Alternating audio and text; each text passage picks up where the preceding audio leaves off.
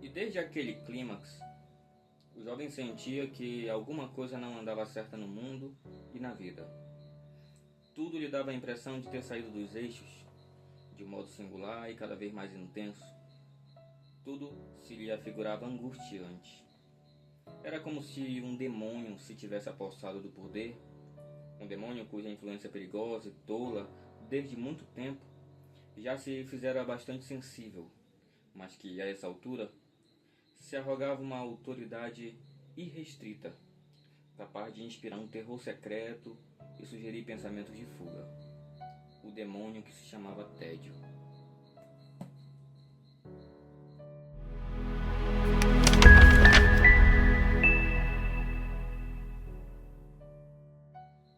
Meus amigos, estou aqui hoje para conversar sobre essa leitura A Montanha Mágica, né, do Thomas Mann.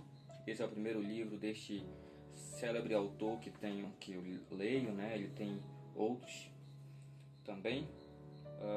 Ele é campeão, né, ganhador do Prêmio Nobel de Letras, creio que é pelo Dr. Fausto, não é por esse livro aqui. É isso. E assim, esse livro ele foi publicado em 1924, pós Primeira Guerra Mundial, né?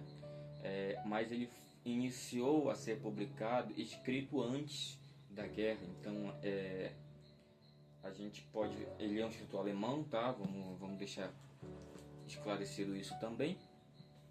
E esse livro aqui, o Thomas Mann, ele vai escrever a respeito de um homem chamado Hans Kartoff,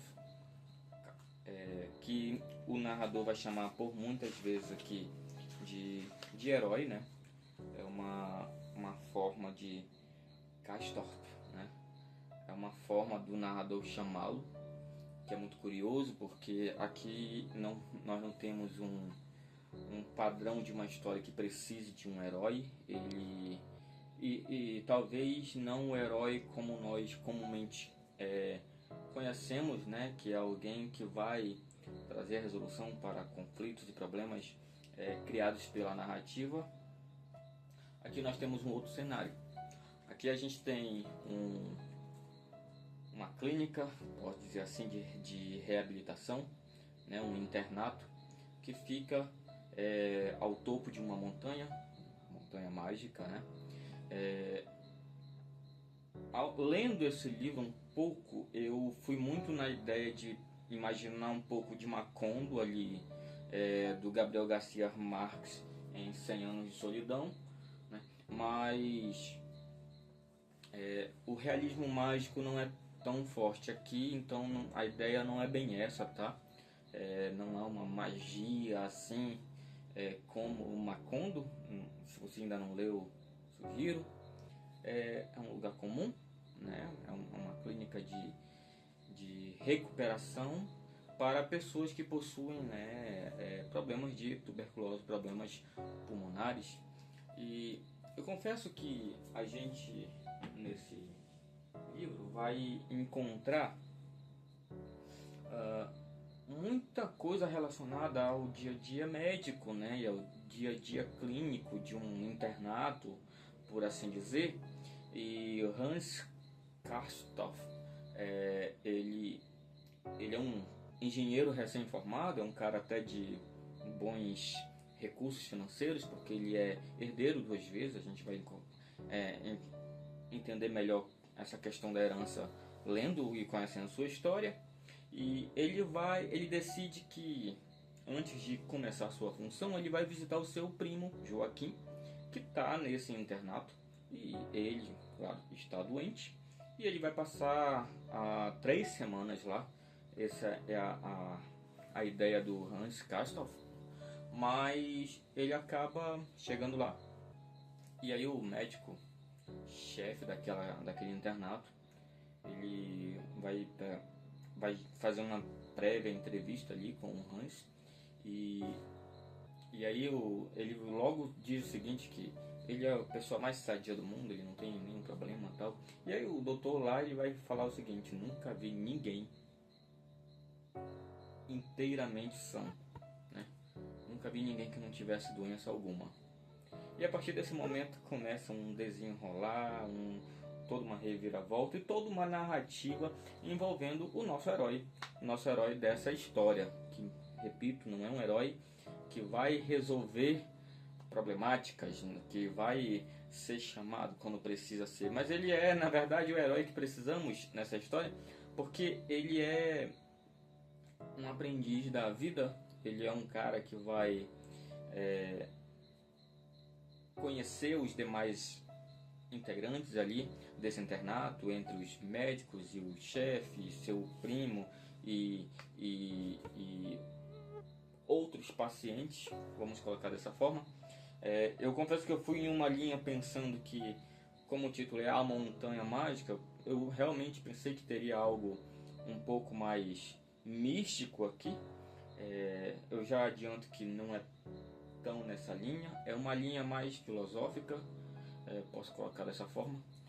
Esse livro, ele para mim vai ser um livro a ser efetuada a releitura, porque eu confesso que eu não conseguia abstrair 100% desse livro. Ele é muito rico, ele é muito poderoso, ele tem diálogos que vão fazer você ficar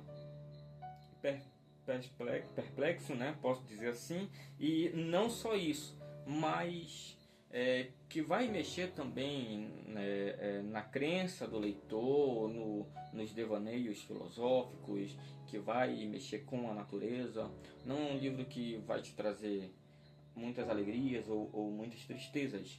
Ele vai falar muito sobre o dia a dia, sobre a vida do ser humano, e há muitas interpretações. Eu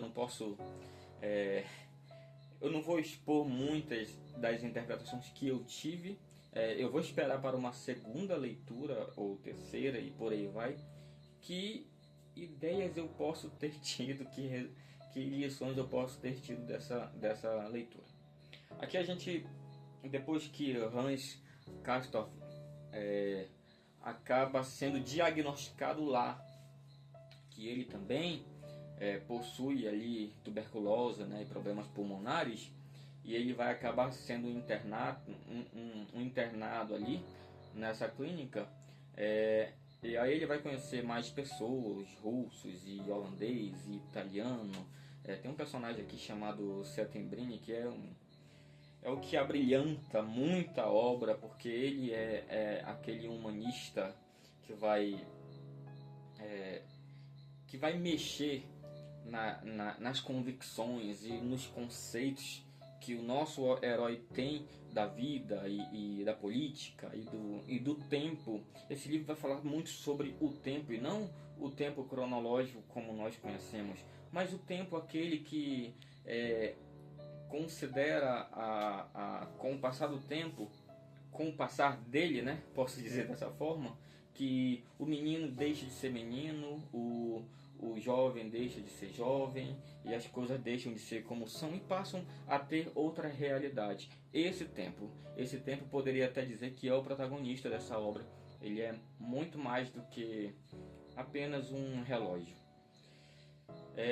Um ponto importante é que nesse internato lá, o nosso narrador, que é um iniciante inclusive, ele diz que lá o tempo passa de forma diferente, eles contam de forma diferente. Então dizem, tem uma parte aí que vai falar que lá eles contam por meses, né? Sendo que aqui a gente conta por minuto, horas, dias, né? E lá eles contam por meses, e a gente fica um pouco perdido assim, quanto tempo fica o nosso herói passa, o nosso protagonista passa aquele internato, e depois é dito quanto tempo ele passa lá. Eu quero me eximir de falar muito, porque é um tipo de leitura tão rica, tão poderosa, que somente você lendo vai ter ideia da experiência que é ler. Não é um livro fácil, tá? Confesso que não, para mim foi um pouco difícil, principalmente no sentido de que tem muitas pessoas de diversos países ali que interagem entre si. Tem um capítulo inteiro que é praticamente todo no francês. Essa edição aqui facilita bastante porque ela vem toda traduzida, mas mesmo assim a gente tem que ir lá no texto, ir lá na nota. Isso dificulta um pouco, mas não é nada que possa impedir a sua experiência e a boa experiência com essa leitura. Tá? Eu confesso que o final desse livro foi um pouquinho mais do que eu esperava, porque eu já estava satisfeito com toda a trama e eu esperava um desfecho bem simples mesmo, porque para mim o valor do livro inteiro é o meio dele, o início e o meio ali, mas o final foi um tanto quanto surpreendente porque é um final em aberto. E embora eu não goste tanto de finais em aberto, esse aqui vale muito a pena. É muito legal você ter em mente o que pode ter acontecido ou não com o nosso herói. Então, meus amigos, é isso, tá? Não vou me estender muito. Eu sei que é uma obra magnífica e se eu fosse falar sobre cada ponto importante aqui, o vídeo ficaria muito extenso. E fora que eu não tive a capacidade total de entender tudo, mas aquilo que eu entendi e a trama, o potencial narrativo desse autor é absurdo. Quero ler mais outro Thomas Mann em breve, porque com certeza foi gratificante e convenceu demais. Eu vou ficando por aqui. Muito obrigado por ter assistido e até mais.